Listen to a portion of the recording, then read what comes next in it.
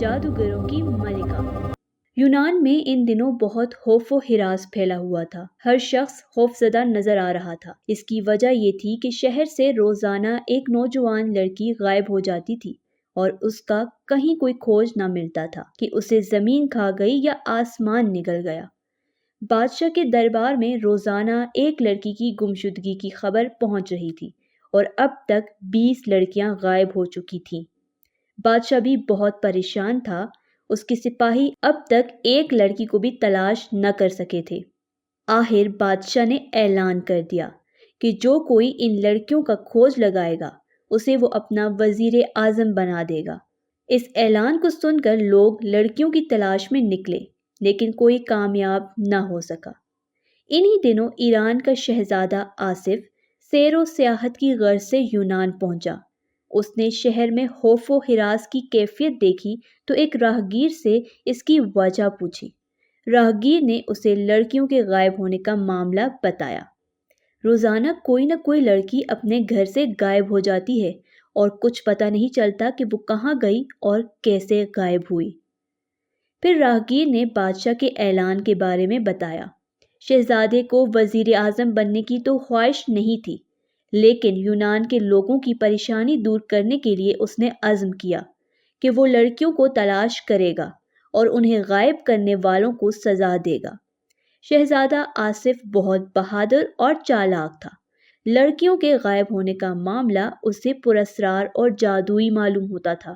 اسے یقین تھا کہ یہ کسی جادوگر کی شرارت ہے جو جادو کی مدد سے لڑکیوں کو اغوا کرتا ہے۔ شہزادہ آصف کی پچھلے مہینے سفر کے دوران ایک درویش سے ملاقات ہوئی تھی۔ وہ جنگل میں سفر کر رہا تھا کہ اس نے درویش کو دیکھا جسے چند بھیڑیوں نے گھیرے میں لے رکھا تھا اور اس پر حملہ کرنے والے تھے۔ شہزادے نے فوراً للکار کر بھیڑیوں کو اپنی طرف متوجہ کیا اور تلوار سے ان پر حملہ کر کے کئی بھیڑیے ہلاک کر ڈالے، باقی بھاگ گئے۔ درویش نے اس کے احسان کے بدلے ایک تھیلا دیا اور کہا، اس تھیلے میں سے تم جو چاہو حاصل کر سکو گے اور کسی کو قید کرنا ہو تو اس تھیلے میں قید کر سکو گے۔ اس کے علاوہ تھیلے میں حلیہ اور شکل و صورت بدلنے کا سامان بھی ہے۔ اسے سفر کے دوران ہمیشہ اپنے ساتھ رکھنا اور جب ضرورت پڑے تو اس سے فائدہ اٹھانا۔ وہ سلیمانی تھیلا اب بھی شہزادے کے کندھے سے لٹک رہا تھا، جو عمرو عیار کی زنبیل کی طرح بظاہر خالی اور پچکا ہوا نظر آتا تھا۔ اب یونان والوں کی مدد کے لیے شہزادے نے سوچا کہ چونکہ لڑکیوں کا غائب ہونا جادوئی معاملہ ہے، اس لیے اسے حلیہ بدل کر جادوگر بن جانا چاہیے۔ شہزادہ آصف نے شہر سے باہر آ کر سلیمانی تھیلے سے بیس بدلنے کا سامان نکالا اور رنگ و روغن سے اپنی شکل تبدیل کی، پھر تھیلے سے ایک لباس نکال کر پہنا۔ اب اس حلیے میں کوئی جادوگر معلوم ہوتا تھا۔ حلیہ تبدیل کرنے کے بعد وہ ایک طرف چلنے لگا۔ اسے یقین تھا کہ یونانی لڑکیوں کو غائب کرنے والا جادوگر یونان کے آس پاس ہی کسی جگہ رہتا ہے۔ چلتے چلتے شام کے وقت وہ ایک پہاڑی وادی کے قریب جا پہنچا، لیکن جو ہی وہ وادی میں داخل ہونے لگا، ایک چٹان کی آڑ سے ایک آدمی نکل آیا۔ وہ بوڑھا اور اس کی شکل بہت خوفناک تھی۔ خبردار، آگے قدم نہ بڑھانا ورنہ پھونک مار کر بھسم کر ڈالوں گا، اس نے شہزادے کو للکارا۔ کیوں؟ شہزادے نے حیرت سے پوچھا، کیا تم جادوگر ہو جو پھونک مار کر مجھے بھسم کر ڈالو گے؟ ہاں، میرا نام بلبلا جادوگر ہے اور میں اس وادی کا محافظ ہوں، بوڑھے نے سخت لہجے میں کہا۔ شہزادہ آصف نے سوچا کہ وہ اپنے مقصد میں کامیاب ہونے والا ہے، چنانچہ اس نے بڑی مکاری سے کہا، بلبلا جادوگر، تم نے مجھے نہیں پہچانا، حالانکہ میں افریقہ کا مشہور ترین جادوگر ہوں۔ اوہ، کیا تم جادوگر ہو؟ بلبلا جادوگر نے حیرت سے اسے دیکھا۔ تو کیا تمہیں جادوگر کے بجائے گدھا نظر آ رہا ہوں؟ شہزادے نے غصے سے کہا، میرا نام وحشی جادوگر ہے۔ مگر تم شکل سے افریقہ کے نہیں لگتے، افریقی تو کالے ہوتے ہیں۔ بلبلا جادوگر نے اس بار نرم لہجے میں کہا، میں نے جادو سے خود کو سفید بنایا ہے، ورنہ اندر سے تو میرا دل تک کالا ہے۔ شہزادے نے ہنس کر کہا، کہو تو ابھی جادو کر کے تمہیں ہمیشہ کے لیے اندھا کر دوں۔ نہیں، ایسا مت کرنا۔ بلبلا جادوگر نے بوکھلا کر کہا، کیا تم پہلی بار ادھر آئے ہو؟ نہیں، 200 سال پہلے بھی آیا تھا، لیکن اس وقت میں بچہ تھا۔ شہزادے نے کہا، اب جوان ہو کر اس علاقے کی سیر کرنے آیا ہوں۔ کیا یہاں کوئی اور بھی رہتا ہے؟ پہلے تو ادھر کوئی نہیں رہتا تھا۔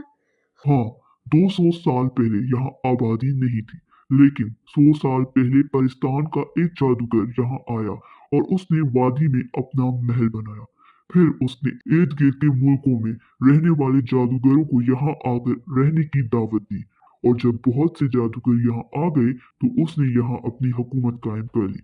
وہ بادشاہ جادوگر کہلانے لگا۔ اس کے مرنے کے بعد اس کی بیٹی یہاں ہماری ملکہ بن گئی۔ بلبلا جادوگر نے بتایا۔ گویا یہ جادوگروں کی نگری ہے، شہزادے نے ہنس کر کہا۔ لیکن وادی میں تو کوئی محل نظر نہیں آ رہا۔ وادی میں کم از کم 50 محل ہیں، لیکن سب کو جادو کے ذریعے پوشیدہ کر دیا گیا ہے تاکہ عام لوگوں کو پتہ نہ چلے۔ اچھا، مجھے اپنی ملکہ کے پاس لے چلو، میں اس سے وادی میں رہنے کی اجازت لینا چاہتا ہوں، شہزادے نے کہا۔ نہیں، میں پہرا چھوڑ کر نہیں جا سکتا، تم خود ہی چلے جاؤ۔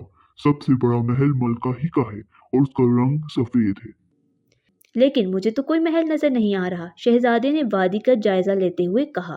وہ سامنے جو سرخ چٹان ہے، جب تم اس چٹان سے آگے بڑھو گے تو تمہیں سارے محل نظر آنے لگیں گے۔ بلبلا جادوگر نے کہا۔ بہت شکریہ، شہزادے نے مسکراتے ہوئے کہا۔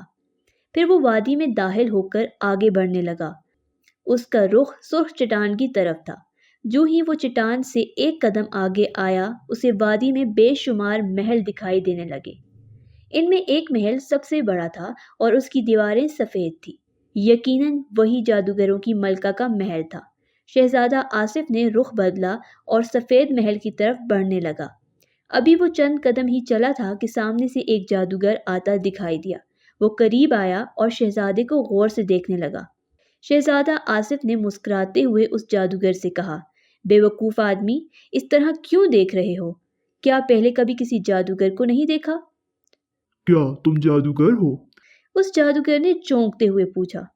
ایسا ویسا، شہزادہ فخر سے سینہ تان کر بولا۔ ارے، مجھ سے بڑا جادوگر تو پورے افریقہ میں نہیں ملے گا، اس لیے تو لوگ مجھے انوکھا جادوگر کہتے ہیں، کیا سمجھے ہو؟ سمجھ گیا۔ وہ جادوگر مرعوب ہو کر بولا۔ تو تم افریقہ سے آئے ہو، انوکھا جادوگر؟ ہاں، اس لیے تو میرا رنگ کالا ہے۔ افریقہ کے بجائے امریکہ سے آتا تو لال رنگ ہوتا، شہزادے نے کہا۔ مگر تم کون ہو؟ میرا نام طوطا جادوگر ہے اور میں ملکہ جادوگرنی کے دربار کا سپاہی ہوں۔ اب اپنے محل کھانا کھانے جا رہا ہوں۔ میں تمہاری ملکہ سے ملنے آیا ہوں، کیا تم اس سے میری ملاقات کرا سکتے ہو؟ شہزادے نے پوچھا۔ نہیں، ملکہ اب آرام کر رہی ہے، صبح ملاقات ہو سکے گی۔ طوطا جادوگر نے بتایا۔ پھر تو بڑا مسئلہ ہے، میں صبح تک کہاں رہوں گا اور ملکہ کے لیے جو تحائف لایا ہوں انہیں کہاں رکھوں گا؟ شہزادے نے پریشان ہو کر کہا۔ مجھے دے دو، میں اپنے محل میں حفاظت سے رکھوں گا، صبح ملکہ کو پہنچا دوں گا۔ شہزادے نے کہا، نہیں طوطا جادوگر، وہ خفیہ تحفے تمہارے حوالے نہیں کر سکتا، بہت قیمتی ہیں۔ اچھا، تو تم میرے محل چلو، رات وہاں گزارنا، مجھے مہمان نوازی کا شرف بخشو۔ طوطا جادوگر نے مسکرا کر کہا۔ تب شہزادہ اس کے ساتھ چل پڑا۔ طوطا جادوگر اپنے محل پہنچا۔ وہ دونوں محل کے ایک کمرے میں داخل ہوئے تو وہاں ایک نوجوان اور خوبصورت یونانی لڑکی بیٹھی رو رہی تھی۔ یہ تمہاری بیٹی کیوں رو رہی ہے طوطا جادوگر؟ شہزادے نے پوچھا۔ یہ میری بیٹی نہیں، بیوی ہے۔ کل رات میری اس سے شادی ہوئی تھی، لیکن یہ مجھے اپنا شوہر نہیں مانتی۔ طوطا جادوگر بولا۔ پھر اس نے لڑکی سے کہا، رانی، رونا دھونا بیکار ہے، تم یہاں سے واپس نہیں جا سکتی۔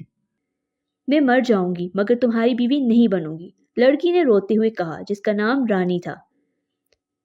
اچھا، فی الحال تو تم مہمان کی خاطر مدارت کرو، یہ افریقہ کا سب سے بڑا جادوگر ہے، میں ذرا غسل کر لوں۔ طوطا جادوگر نے کہا۔ پھر وہ آصف کو وہیں چھوڑ کر باہر نکل گیا۔ اس کے جانے کے بعد شہزادہ آصف نے سرگوشی کے انداز میں آہستہ سے کہا، مجھے بتاؤ کہ تم کون ہو اور یہاں کیسے پہنچی ہو، پھر میں تمہیں طوطا جادوگر سے نجات دلاؤں گا۔ لڑکی کہنے لگی، مجھے پرسوں رات اغوا کر کے یہاں لایا گیا تھا۔ میں یونان میں اپنے گھر میں سو رہی تھی کہ اچانک میری آنکھ کھل گئی۔ دیکھا تو میں اس محل میں پڑی تھی۔ یہاں کی ملکہ نے تمام کوارے جادوگروں کو اجازت دی ہوئی ہے کہ وہ یونانی لڑکیوں کو اغوا کر کے لائیں اور ان سے شادی کریں تاکہ خوبصورت اولادیں پیدا ہوں۔ لیکن ملکہ نے یہ بھی سختی سے حکم دیا ہے کہ ایک رات میں صرف ایک جادوگر لڑکی کو اغوا کرے، اسے جادو کے ذریعے اس کے گھر سے اٹھوائے تاکہ کسی کو پتہ نہ چل سکے کہ لڑکی کہاں ہے اور کیسے غائب ہوئی۔ یہ سن کر شہزادہ آصف کو جادوگروں کی ملکہ پر بے حد غصہ آیا۔ اس نے رانی سے کہا، میں شہزادہ آصف ہوں اور تمام لڑکیوں کو جادوگروں کے چنگل سے نجات دلانے آیا ہوں۔ میں ان سب کو ہلاک کر ڈالوں گا۔ جادوگر اس طرح ہلاک نہیں ہوں گے کیونکہ ملکہ نے تمام جادوگروں کی جان ایک طوطے کے جسم میں محفوظ کر رکھی ہے، اور وہ طوطا ہر وقت ملکہ کے کندھے پر بیٹھا رہتا ہے۔ جب تک طوطا نہ مرے گا جادوگر نہیں مریں گے، رانی نے بتایا۔ اتنے میں طوطا جادوگر واپس آ گیا اور شہزادہ خاموش ہو گیا۔ رانی اٹھی اور شہزادے کی خاطر مدارت کرنے لگی۔ طوطا جادوگر نے کھانے کے بعد شہزادہ آصف سے کہا، انوکھا جادوگر، ذرا وہ تحفے تو دکھاؤ جو تم ملکہ کے لیے لائے ہو۔ اچھا، تم نے میری مہمانداری کی ہے اس لیے انکار نہیں کر سکتا، شہزادے نے مسکراتے ہوئے کہا، لیکن کسی کو بتانا مت۔ شہزادے نے اپنی جیب سے عطر کی شیشی نکالی اور طوطا جادوگر کی ناک کی طرف بڑھاتے ہوئے بولا، یہ افریقہ کا سب سے زیادہ خوشبودار عطر ہے جو گوبھی کے پھولوں اور ادرک کی جڑوں سے کشید کیا جاتا ہے، سونگھو ذرا۔ طوطا جادوگر نے عطر سونگا، مگر سونگتے ہی اس کا سر چکرایا اور وہ بے ہوش ہو کر پلنگ سے نیچے آ گرا۔ شہزادے نے جلدی سے اس کے لباس سے اپنا لباس تبدیل کیا، پھر رنگ و روغن سے اپنی شکل طوطا جادوگر جیسی بنائی اور طوطا جادوگر کی زبان میں ایک سوئی پیوست کر دی تاکہ وہ ہوش میں آ کر جادو نہ کر سکے۔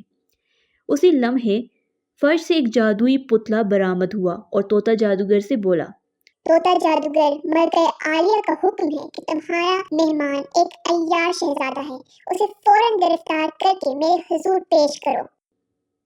اتنا بتا کر وہ پتلا غائب ہو گیا۔ شہزادہ سمجھ گیا کہ ملکہ کو جادو کے ذریعے اس کی آمد کا علم ہو چکا ہے۔ اس نے رنگ و روغن سے طوطا جادوگر کو اپنا ہم شکل بنا کر اس کے سر پر اپنا تاج باندھ دیا۔ اب طوطا جادوگر شہزادہ آصف نظر آ رہا تھا، جبکہ آصف طوطا جادوگر دکھائی دے رہا تھا۔ اس نے طوطا جادوگر کو اٹھا کر کندھے پر ڈالا اور کمرے سے باہر آ کر رانی کے کمرے میں داخل ہوا۔ رانی سے اس نے طوطا جادوگر کی آواز میں بات کی، میں شہزادے کو ملکہ کے محل میں لے کر جا رہا ہوں، تم شادی کے لیے تیار رہنا، میں واپس آ کر تم سے دوبارہ شادی کروں گا۔ ہرگز نہیں، میں تم جیسے بدصورت سے ہرگز شادی نہیں کروں گی، رانی نے غصے سے کہا۔ شہزادہ مطمئن ہو گیا کہ رانی اسے طوطا جادوگر سمجھ رہی ہے اور آواز کا فرق محسوس نہیں کر سکی، چنانچہ وہ محل سے نکل کر ملکہ کے محل کی طرف چل دیا۔ محل کے دروازے پہ ایک دربان کھڑا تھا۔ مجھے ملکہ عالیہ نے طلب کیا ہے، اسے میری آمد کی اطلاع دو۔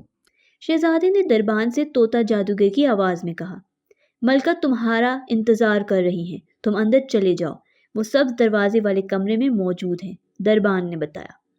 شہزادہ طوطا جادوگر کو اٹھائے محل میں داخل ہوا۔ وہاں بے شمار کمرے تھے، چند محافظ جادوگر پہرا دے رہے تھے۔